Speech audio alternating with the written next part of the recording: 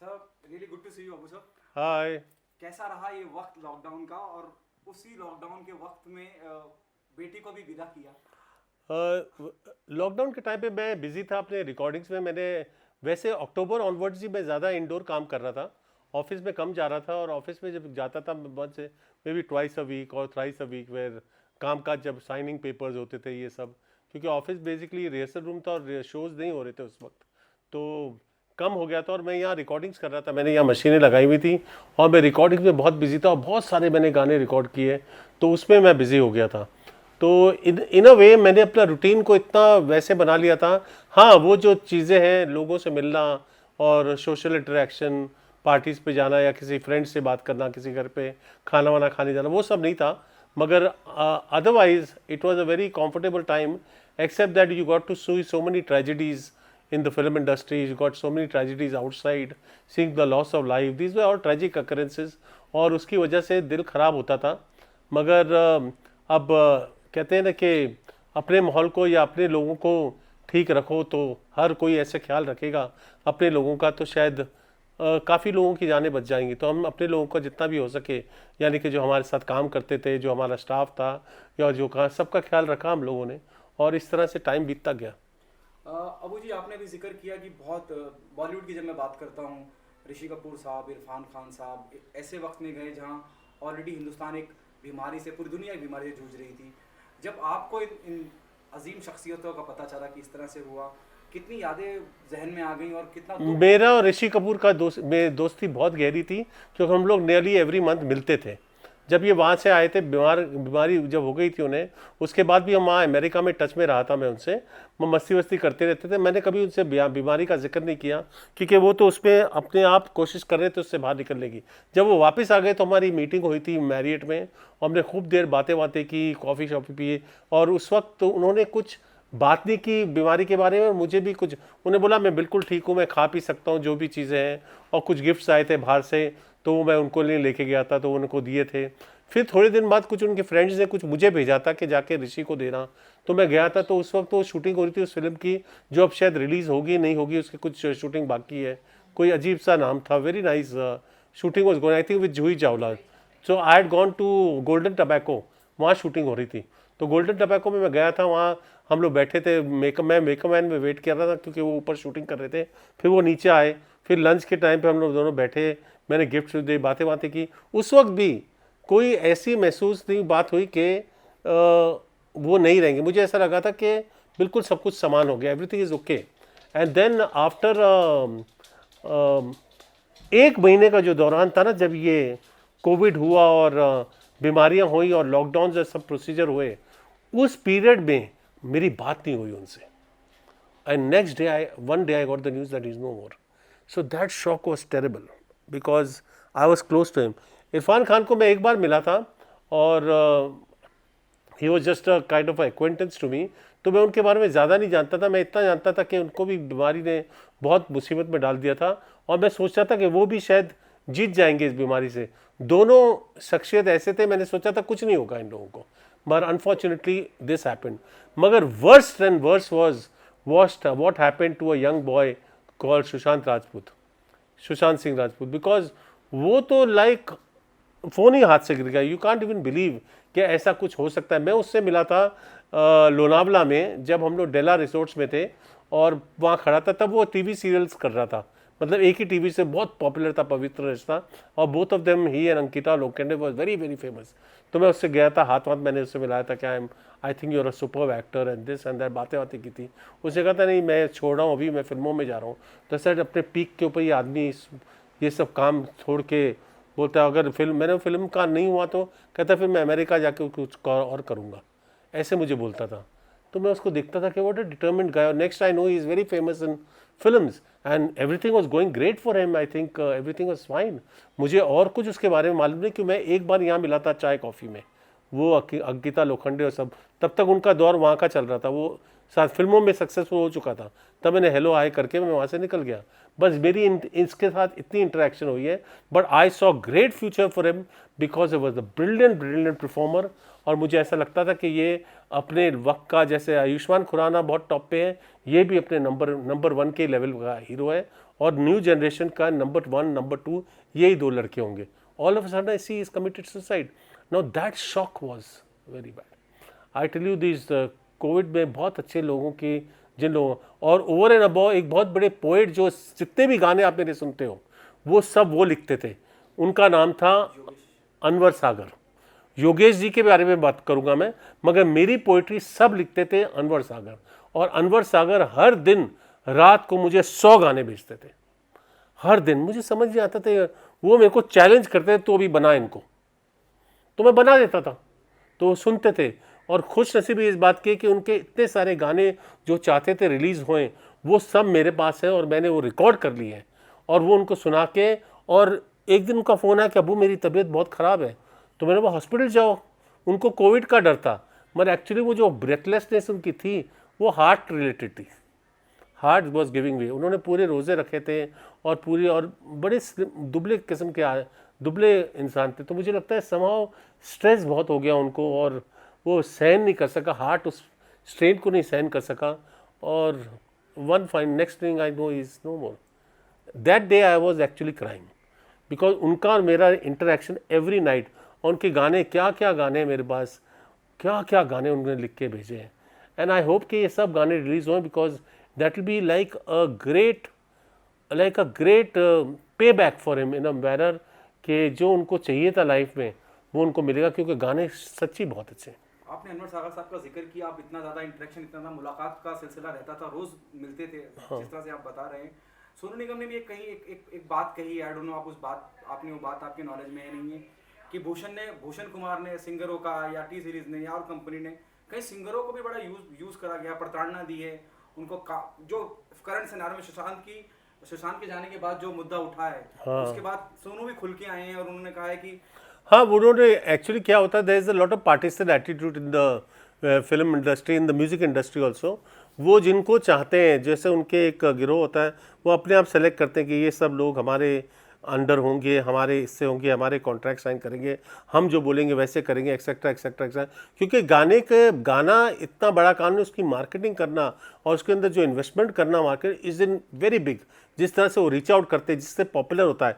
गाना मेरे बनाने से क्या होगा, अगर कोई सुनेगा नहीं तो कभी पॉपुलर नहीं होगा. And I will never be a popular artist. अगर कोई भी रिकॉर्ड कंपनी मुझे ले ले और मेरे गाने को 1 करोड़ 10 करोड़ 100 करोड़ लोगों के एक रात में पहुंचा दे, और बड़े बड़े एक्टर गाने, तो गाने की वैल्यू कहाँ से, और वो सिंगर जाके फिर करोड़ करोड़ रुपए लेते, 80-80 लाख रुपए लेते एक शो करने के लिए. तो ये खटकती थी बातें मुझे लगता है रिकॉर्ड कंपनीज को, कि they want to be a shareholder in that also etcetera. I do not know what the. तो वो शायद वो आर्टिस्ट को कॉन्ट्रैक्ट साइन कराने बोलते थे, so that they are under them. तो many labels in the world are doing this procedure. मगर अगर आप नहीं करो और आप वेरी एस्टैब्लिश्ड आर्टिस्ट हो, और अगर आप अपने आप कर सकते हो तो करके देख लो, तो पता चलता है आप कुछ नहीं कर सकते. आपके हाथ तो बाउंड, आप कितने भी अच्छे सिंगर हो. जब आपको रिकॉर्ड कंपनी नहीं हाथ लगाएगी, आपको फिल्म प्रोड्यूसर हाथ नहीं लगाएगा, कोई हीरो आपको गाना नहीं देगा, तो आपको गाना मिलेगा ही नहीं, आपका गाना कभी स्क्रीन पे आएगा ही नहीं. So that means that there is a control factor on even celebrities. मतलब कोई एक नए बच्चे की तो बात छोड़ो, नए किसी की तो कुछ नहीं होना, नए बच्चे को तो कहीं मौका ही नहीं मिलना. मगर जो बड़े बड़े सिंगर्स हैं उनके साथ भी ये एटीट्यूड है कि हम आपको कभी भी उठा सकते हैं, कभी आपको एक गाना देना देंगे, नहीं देना नहीं देंगे. हम किसी नए लड़के को गवा के गाना सुपरहिट कर सकते हैं. और गाना सुपरहिट करने के लिए तो मेरे डैडी बोलते थे क्लियर है, गाना बजना चाहिए, लोगों को सुनना चाहिए. जब तक आप गाना नहीं सुनो, एक बार मैंने नया गाना आपको सुना दिया, वो आपको याद थोड़ी रहेगा. मगर आपको 100 बार 200 बार वो गाना सुनने तो आपके कानों में गुनगुनाएगा. फिर आप फॉरवर्ड करोगे, ऐसे लोग खरीदते जाते हैं. और स्क्रीन पर बड़ी फिल्म के साथ देखते हो तो गाने की वैल्यू तो गॉड नोस कहाँ से कहाँ पहुँच जाती है. So you can not say that जिसके हाथ में कंट्रोल है वो पावरफुल है. फिल्म मेकर है वो पावरफुल है, करण जौहर पावरफुल है, यश राज फिल्म्स पावरफुल है, बड़े बड़े एक्टर्स बहुत पावरफुल हैं, जो चाहे जिनको चाहे ले सकते हैं, जिनको चाहे निकाल सकते हैं. That is all, it's all in. I think that could be in every business, that could be in every field, that could be everywhere. So जिसे कहते हैं नेपोटिज्म. लॉयर का बच्चा लॉयर बनेगा, डॉक्टर का बेटा डॉक्टर बनेगा, तो भी नेपोटिज्म हो गया ना. फिर तो एक्टर का बेटा एक्टर बने तो इसमें what is the big deal. Singer का बच्चा सिंगर बने, म्यूजिक डायरेक्टर का बेटा म्यूजिक डायरेक्टर बने, बाहर वालों को आने नहीं दे, पर बाहर वाले ही राज करते हैं. आपने किसको यहाँ का बच्चा देखा है जो अरिजीत तो बाहर का ही है, सोनू निगम बाहर का ही है, सब कोई लाइन के थोड़ी हैं। श्रेया घोषाल, हाँ श्रेया घोषाल, श्रेया देव बाहर के, तो जो रूल कर रहे हैं वो तो सब बाहर के ही हैं। अब वो लाइन के हो गए और फिर उनके बच्चे नेपोटिज्म में आ गए, तो फिर वो this there is no end to this, you know. वो डायलॉग आप चलती जाएगा, वो होता जाएगा, मगर जिसके जैसे आपका ह्यूमन रिलेशनशिप है। अब मेरा रिलेशनशिप नहीं, मैं इसको बोलता नहीं कि भाई आप मेरे आके इंटरव्यू लो, ना मुझे नहीं इनका इंटरव्यू नहीं लेना, किसी का इंटरव्यू नहीं लेना, तो खत्म, मेरे इंटरव्यू कोई नहीं लेगा। तो इट्स लाइक दैट। तो it is one two one relationship with everything, in every business it is like this. So I do not know, but it's sad कि opportunity should be given according to qualification, according to your talent, and even opportunity should be given. But films are never like this. वो तो personal choice है, एक director को एक चेहरा पसंद आ गया, ये चेहरा मेरी कहानी बोलेगा। पुराने ज़माने में तो ऐसा होता था, स्टूडियो साइन करके लगते थे राजेंद्र कुमार इनको on a salary, they should be on salaries, and then they became big heroes, then they were negotiating prices. So things are very erratic. There is no set formula of working in films, or there is no qualification of working in film. I could be a superb actor if presented to 1 billion people, and I could be the biggest winner, but I'm not presented, so I'm not, so I'm just I'm a big boss guy then. So there is no actually barometer, so who is going to be too good, that you can't say. जिसको opportunity मिल गई, so the people who give opportunity think they are gods, think they are god. But वो राजेश खन्ना जी की बात याद आती है मुझे, वो कहती है मैं मान गया कि डायरेक्टर कमाल है, राइटर कमाल होता है, सब कुछ कमाल होता है, मगर जब कैमरा ऑन होता है तब तो मैं ही होता हूँ। he was too good, he was too good, when the camera goes on, तब तो बाबू जाए जो होगा, तब तो मैं ही होता हूँ, तब डायरेक्टर क्या कर रहा है, तब राइटर क्या कर लेगा। After that he was a great star, superstar. उनके जैसे तो सुपरस्टार शायद कभी हमारी जिंदगी में आए नहीं, फिर कभी आए नहीं। और तो he was like that, he actually said it कि I agree script king, but what would they do if I were told to cry? I cried like that, and I didn't cry like that. So he had his style.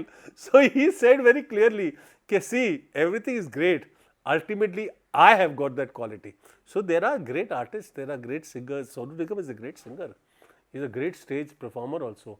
But there are so many, millions of them, you know, who have not see a 10,000 rupee or 20,000 rupee on stage, and there are people who are making maybe crores and crores on stage and things like that. So there is this disparity has to come to some level. I don't know what level it can come to, but there are artists everywhere. Opportunity is something that is lacking. Okay, Abu साहब, सलमान खान का भी कहीं जिक्र आ रहा है सुशांत के आत्महत्या के बाद, कई अलग अलग तरह के आरोप प्रत्यारोप का दौर चालू है। मगर सुशांत सिंह का और सलमान खान का कनेक्शन क्या है, वो बात समझिए। अभिनव कश्यप ने भी बोला है कि इस तरह से बुली करते हैं और ये पूरा कैंप है, करण जौहर और ये वो सब मिलके पूरा उनका ग्रुप है। सलमान खान का ग्रुप करण जौहर का ग्रुप नहीं है। सलमान खान इज सलमान खान, वो अपना काम करते हैं। I don't know understand how Salman Khan is connected to Sushant Singh Rajput. Sushant Singh Rajput is connected to that Karan Johar. He is connected to Yash Chopra films, where Salman Khan is not connected to both the banners. He does his individual films. He does his individual style. हाँ, that Abhinav Kashyap का story is very simple. उनको दबंग 1 बनी थी, super hit, उन्होंने बोला था आप दबंग 2 हमारे लिए बनाओ, वो भागे थे क्या मैं दबंग क्यों बनाऊं। जब उनको franchise as a business the Khans wanted Dabang 2 to come out, which would be equally successful with him as a director. But he said, no, I don't want to direct.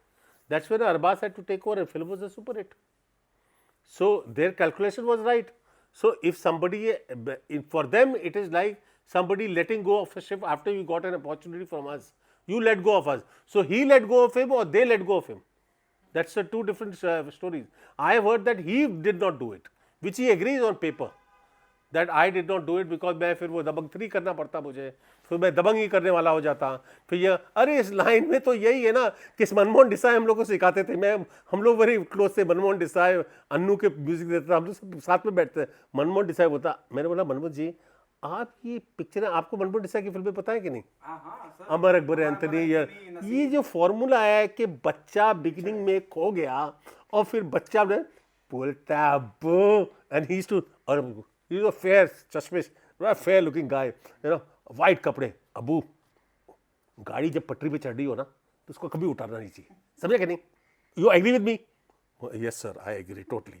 तो बच्चा तूफान आया, ये आया, बाढ़ आई, बच्चे एक इधर, बच्चा एक उधर, बच्चा एक उधर और बच्चा एक उधर, और फिर वो बच्चे ऐसे मिल रहे हैं, पब्लिक देख रही है, खून की बोतलें जा रही है, people are watching and people are loving it. बोलता I am a fool if I don't do the same formula again, because running when it stops running I stop making. So it's like that कि जब वो कोई चीज चल रही है, उनके दमक, उनका एक सिग्नल, फिल्म इंडस्ट्री की बात में लोग नहीं समझते, कब आउट हो जाते हैं you don't even know. Out इसलिए होते हैं कि they did not commit to that thing at that time. Pseudo intellectual बनने की कोई जरूरत नहीं है। पब्लिक आपको देख रही है ना, पब्लिक को मजा आ रहा है ना पिक्चर देखने, वो पार्ट 2 भी गई देखने, पार्ट 3 भी गई देखने, तो दैट मीन्स देर, चलो एट सम पॉइंट पार्ट 5 तक बंद हो जाती, मगर आपकी तो रोटी रोजी फिक्स हो जाती ना। आप तो बना रहे हो फिल्में, यू आर देयर, बीच में आप अपनी सूडो इंटेलेक्चुअल फिल्में बना लेते, जो आप बना रहे थे। कमर्शियल डायरेक्टर इतना बड़ा सक्सेसफुल हुआ मीन्स क्या, Dabangg, what a film. Now you try to, now you blame somebody for it. अरे आपको अब यहाँ लोग तरस रहे, एक गाना मेरा ले लो यार, एक गाना मेरा चला दो, एक गाना, मेरा गाना भी सुपर, मेरे सलमान को बेचा है, दिल क्या तेरे नाम कर दिया तूने जीना हराम कर दिया, दिल क्या तेरे नाम कर दिया तूने जीना हराम कर दिया, मैं हो गया मशहूर दुनिया में, दूर दूर इतना मुझे बदनाम कर दिया, दिल क्या तेरे नाम कर दिया। ऐसे गाने बनाए हुए, अच्छे गाने चलेंगे जरूर, मगर प्रेजेंट होने चाहिए ना।